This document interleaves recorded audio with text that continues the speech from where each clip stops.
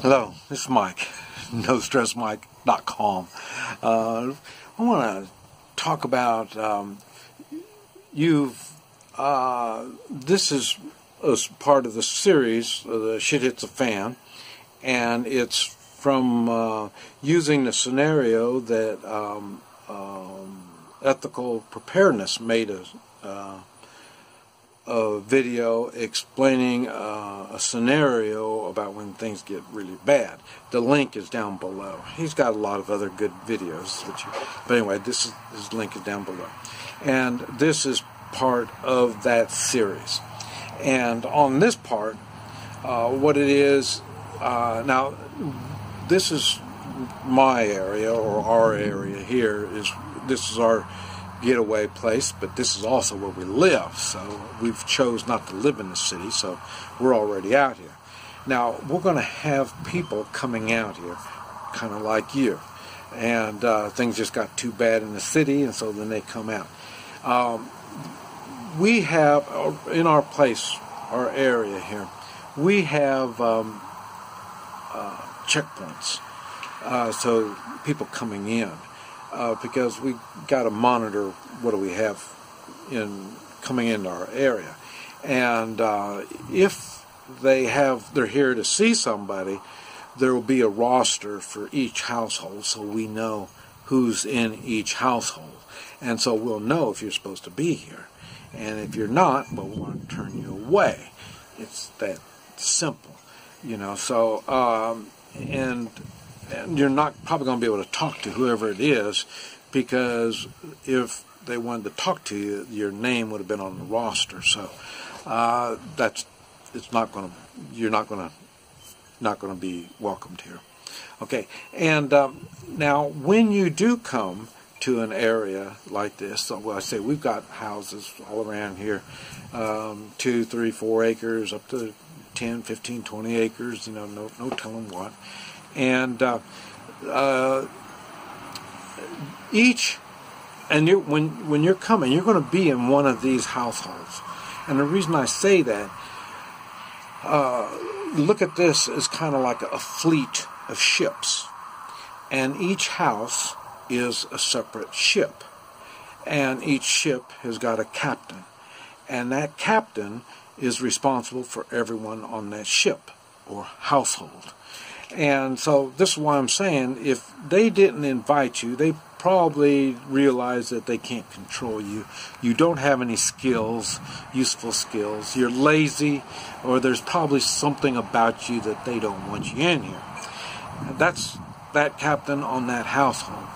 Now, on the community on a whole, we're going to be, we need the people in these households for work details, different chores that need to be done. We need all kinds of stuff, because remember, this thing is held together by militias, 3-man militias, and these 3-man groups do different things. They have different skills and all this stuff. So we're going to find out what skills you all have and how we can apply those skills. Because we have work for you. If you think you're coming here for a vacation, it won't be a vacation. It's going to be a lot of hard work. Right now, it looks, and all I say, a lot of our, I hate to call them rules, but that's kind of basically what it is. They're going to change as we get experience, as things change around here. We're going to have to change some of the rules, but in general, we're starting off like I said. Each household is a ship, and you all are going to have to feed yourselves. You all are going to have to take care of your own security through the night. Nighttime is it's another world at night. And we're going to have all these rules set down so everybody will understand what's going on. But nobody's going to be out at night, because at night it's difficult to get around. It's dark. This isn't the city. There's no lights out here. It's dark. It's dangerous out here. You're going to run into a barbed wire fence, fall in a hole. No telling what you're going to do out here. Some bull, you're going to get in the wrong place, and a bull's going to get you. No telling what's going to happen. So the best thing to do is at night you stay on your ship or that area. and you will be, like I say, that ship will be responsible for their own security through the night. And like I say, that same ship will have work details also. Every house will have gardens going, and like I say, the people with other skills will have you go to other places to use your skills. There's going to be things that need to be fixed, and all kinds of stuff is going to happen. So we're going to be needing all this stuff, and so you'll be expected to help out, do this stuff, and like I say, we'll have you back before dark, and I say, just make sure you all have food. We're not going to feed you once you come out, maybe, but we have very strict rules, and now some of the rules we enforce as a community. We have a camp manager or camp manager team. It's a team of people. Normally they're the elders, and the reason is they've got the experience. They know the people in the community, and they normally have stronger morals, and so they're the ones that are going to basically, and they're going to be changing out all the time because it's a lot of responsibility, and it's going to change. At first, it's going to be more hard-nosed stuff because we have to get people to understand the rules. As everything gets going, well, then we're going to need more lenient, more thinking, more all kinds of stuff. So it's going to be a little different as it goes on. And like I say, so rules will change. And like I say, but in general, each household is responsible for themselves, for the main thing. Like I say, through the night, their own security through the night. Depending on where your household is, if you're on a perimeter somewhere, you might be running security from that also. It just, all of it just depends. Some of these households are in clusters. There'll be 2, 3, 4, 5 houses kind of close, and they will kind of watch over each other and this stuff. So it's going to be different depending on where you're at in this community on how we're going to do it. You'll be learning all the different communications. We've got different noises mean different things. You're going to be expected to, because we have the community watch where we've got these checkpoints, and there's things that have to be done as a community.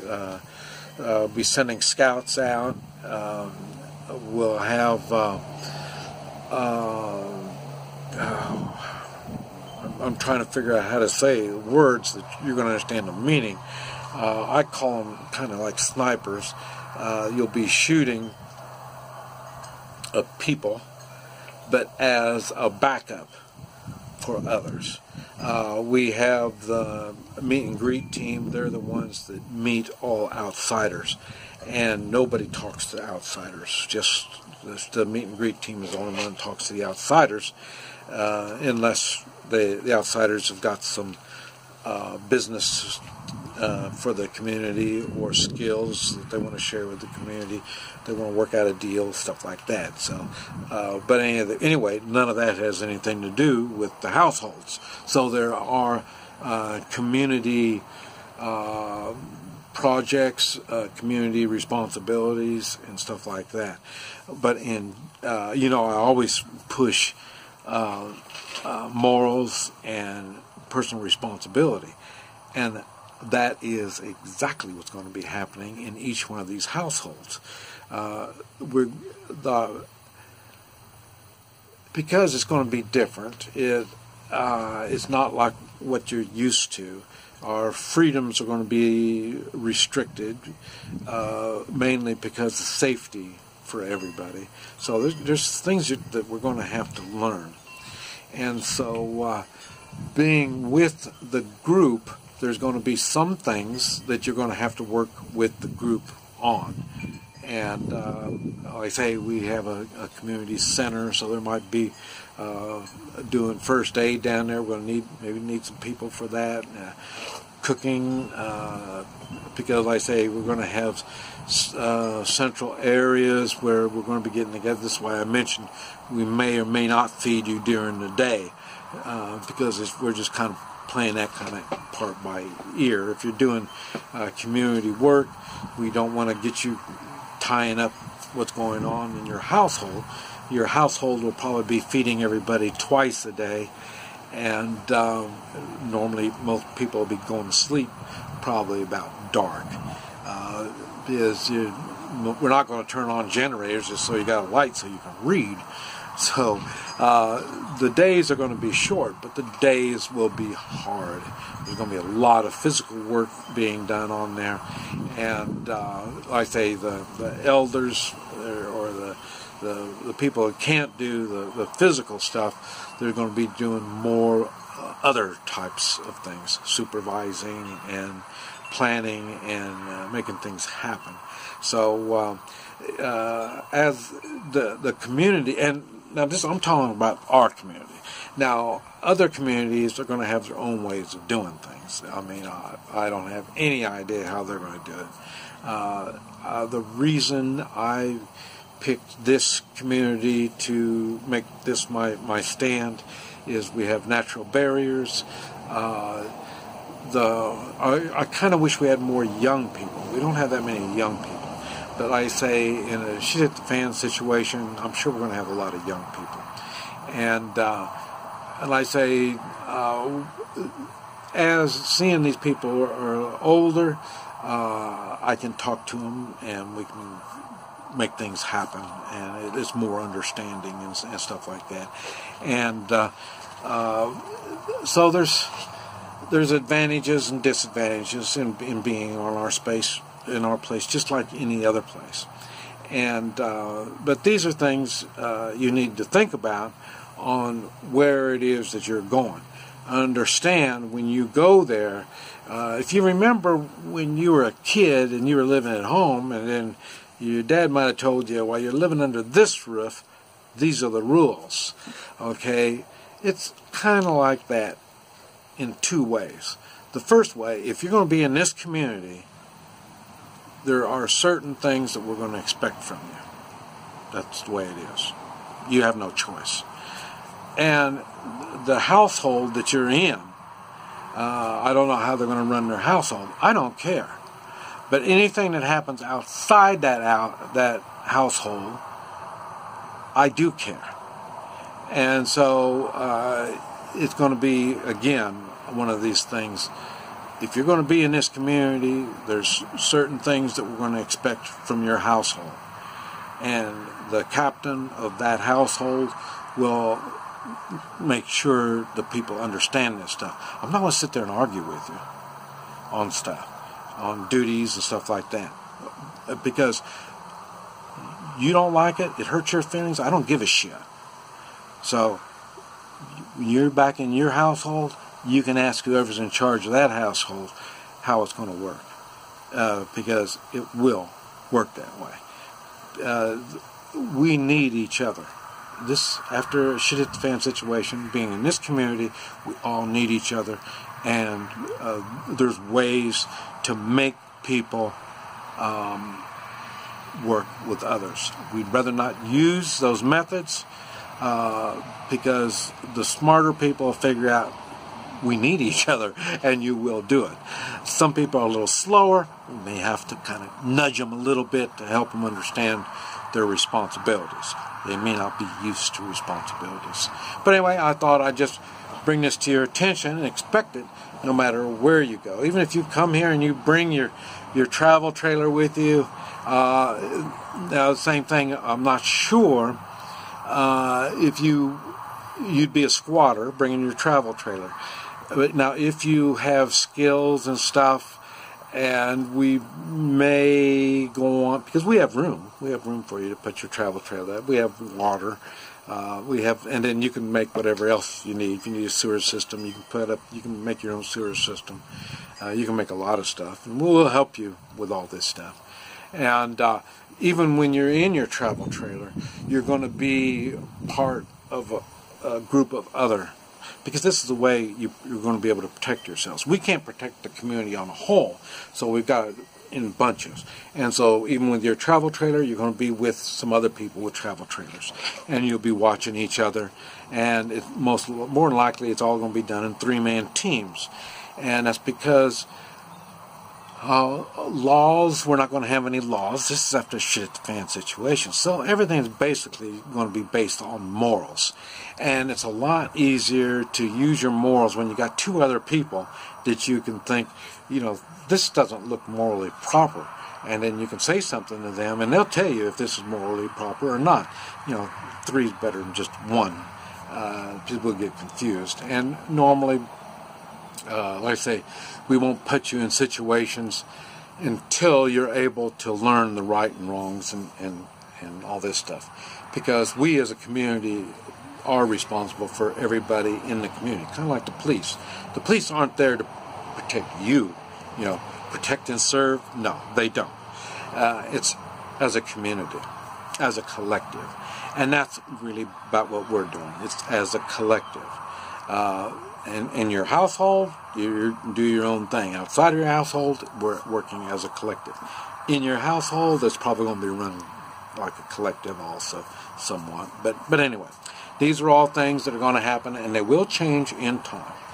Anyway, I want to bring this to your attention. This is Mike. No, better not. This is one video on a series of videos where we talk about different aspects of what happens, what do you do after a shit-at-the-fan situation, and either going from the city to your suburban house, from your suburban house to an area like this, or if you're out of the state or out of the country, you have to come back. That's going to be another thing like that. We have one on being a squatter. So, there's all the things that you need to be thinking about after shit hits the fan. This is Mike. NoStressMike.com.